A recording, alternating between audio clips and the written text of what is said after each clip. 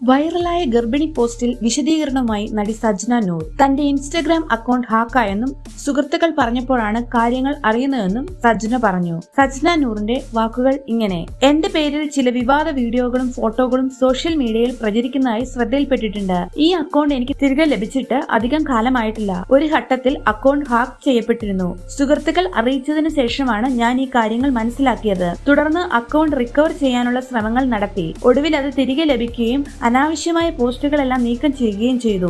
ഇപ്പോൾ എന്നെക്കുറിച്ചും മറ്റുള്ളവരെക്കുറിച്ചും അടിസ്ഥാനരഹിതവും വേദനാജനകവുമായ ഉള്ളടക്കങ്ങൾ പ്രചരിപ്പിക്കുന്നത് വളരെ വിഷമകരമാണ്. വ്യക്തിപരമായി ഏറെ പ്രയാസകരമായ സാഹചര്യങ്ങളിലൂടെ കടന്നുപോകുന്ന സമയമാണിത്. അതിനാൽ ഇത്തരം കാര്യങ്ങൾ കൂടുതൽ മാനസിക ബുദ്ധിമുട്ടുകൾ സൃഷ്ടിക്കുന്നു.